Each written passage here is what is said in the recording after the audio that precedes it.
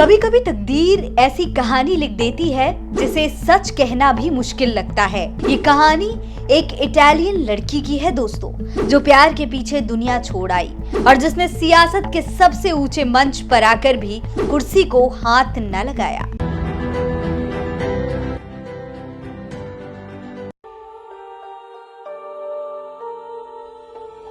दोस्तों, हाल ही में जब राहुल गांधी ने चुनाव आयोग और बीजेपी पर वोट चोरी के आरोप लगाए, तो बीजेपी नेता अनुराग ठाकुर ने उनके आरोपों का खंडन करने के बजाय उनकी मां सोनिया गांधी पर ही पलटवार कर दिया।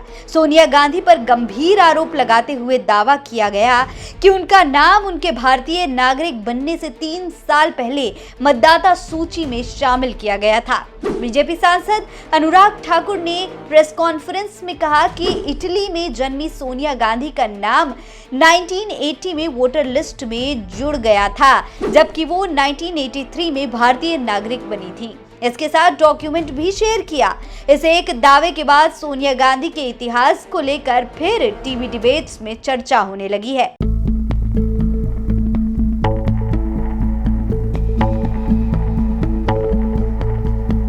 इसीलिए दोस्तों, आज के एपिसोड में हम इतिहास के एक ऐसे अध्याय को खोलेंगे जो त्याग, समर्पण और अनगिनत अपमानों से लिखा गया है। ये कहानी है एक विदेशी बहू की, जिसने भारत को अपना घर बनाया और एक ऐसे परिवार की विरासत को संभाला जिसने देश के लिए अपना सब कुछ न्योछावर कर दिया। ये कहानी है सोनिया गांधी की। ईयर 1946 इटली के एक छोटे से शहर में एंटोनिया माइनो का जन्म हुआ। एक साधारण परिवार की लड़की जिसका सपना था पढ़ना और दुनिया देखना।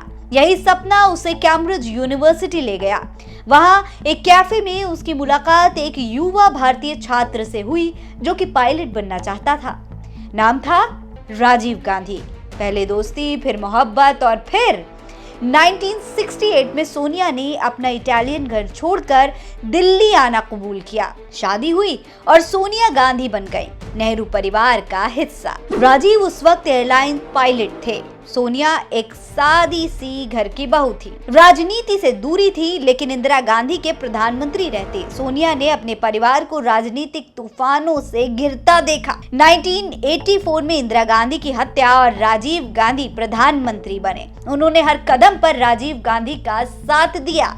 तमाम चुनावी अभियानों में राजीव गांधी के साथ रही। जब वो अमेठी जीते तब भी सोनिया उनके साथ मौजूद रही। फिर 1991 तमिलनाडु में राजीव गांधी की मौत ने सोनिया का पूरा जीवन बदल दिया। उन्होंने राजनीति से दूर रहने का फैसला किया। 7 साल तक हर सुर्खी से खुद को बचाए रखा। अपने बच्चों को राजनीति से दूर रखने की हर संभव कोशिश की। हालांकि फिर 1998 में कांग्रेस पार्टी बिखर रही थी। हार पर हार मिल रही थी। तभी कांग्रेस ने सोनिया गांधी से पार्टी की कबाल संभालने की बात कही। फिर 6 साल में 2004 के चुनाव में उन्होंने एनडीए को मात दे दी। सबको लगा सोनिया प्रधानमंत्री बनेंगी, लेकिन उन्होंने ऐसा नहीं किया। वो चाहती थी कि देश को एक योग्य प्रधानमंत्री मिले, इसीलिए उन्होंने कहा कि मैं केवल कांग्रेस अध्यक्ष रहूंगी। प्रधानमंत्री की कुर्सी डॉक्टर मनमोहन सिंह को दे दी, जो कि एक बहुत बड़े इकोनॉमिस्ट भी थे और बहुत ज्यादा एजुकेटेड थे। सोनिया ने कहा कि मेरे लिए कुर्सी नहीं, देश का हित जरूरी है। सोनिया 1998 से 2017 तक पार्टी की अध्यक्ष रही। लेकिन आप तो जानते हैं, राजनीति में सफेद साड़ी पर भी दाग लगते हैं। विपक्ष ने उन पर कई आरोप लगाए। कहा कि एक इटालियन को पीएम बनाना देश के लिए खतरा है। वंशवाद का ठप्पा भी लगा। राहुल और प्रियंका को आगे आने की योजना बताकर उनकी नीयत पर सवाल उठाए गए। कभी उनकी सेहत पर तंज कसा गया, तो कभी भ्रष्टाचार मामलों में नाम घसीटा गया। मगर सोनिया ने जवाब देने के बजाय चुप रहकर काम करना चुना। सोनिया गांधी, जो कि एक विधवा थी, उन्हें बार डांसर तक कहा गया। जबकि कैम्ब्रिज में पढ़ाई के दौरान उन्होंने वर्सिटी रेस्टोरेंट नाम के एक ग्रीक रेस्टोरेंट में पार्ट टाइम वेट्रेस के तौर पर काम किया था। मेहनत की थी, पैसे कमाए थे ताकि वो पढ़ाई पूरी कर पाए। यह आरोप लंबे समय से राजनीतिक प्रतिद्वंदियों और कुछ सोशल मीडिया पोस्ट द्वारा फैलाए गए ताकि उनकी छवि को नुकसान पहुंचाया जा सके। दोस्तों, आज सोनिया कांग्रेस में एक साइलेंट कमांडर की तरह हैं। खुद ज्यादा बोलती नहीं, मगर उनकी मर्जी के बिना पार्टी में कुछ होता भी नहीं। अब बात करते हैं अनुराग ठाकुर के आरोप की, जिसे बीजेपी के तमाम नेता और BJP IT cell head Amit Malviya ने भी शेयर किया। उन्होंने दावा किया कि सोनिया गांधी का नाम उनके भारतीय नागरिक बनने से पहले ही वोटर लिस्ट में डाल दिया गया था। इसके बाद जो डॉक्यूमेंट शेयर किया गया उसे कांग्रेस ने फोटोशॉप बता दिया दोस्तों, यानी कि एक और फर्जी दावा बीजेपी का खोल कर रख दिया। इसमें लिखा है national capital territory of Delhi.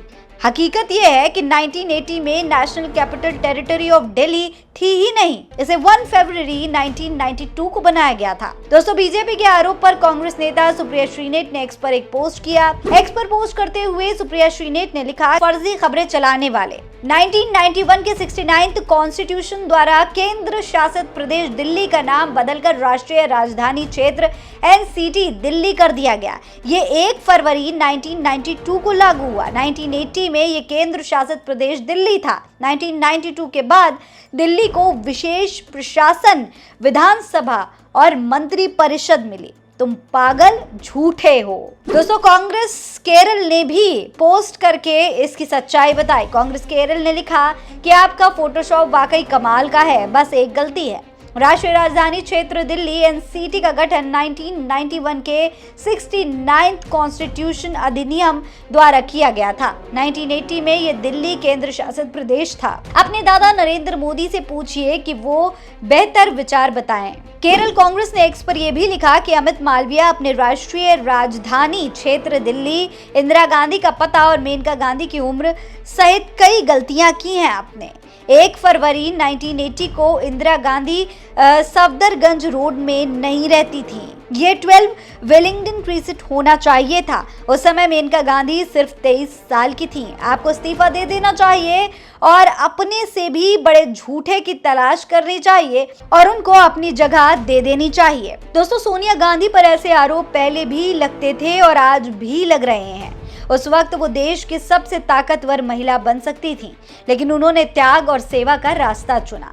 आज भी सोनिया गांधी की कहानी में कई अनसुलझे पहलू हैं, लेकिन एक बात साफ है, एक साधारण इटालियन लड़की से लेकर भारत की सबसे बड़ी पार्टी की मुखिया बनने तक उनका सफर त्याग, दर्द और अपमान से भरा रहा। ये कहानी बताती है कि एक महिला ने कैसे अपना सब कुछ न्योछावर कर दिया, सिर्फ उस परिवार और उस देश के लिए जिसे उन्होंने अपना माना।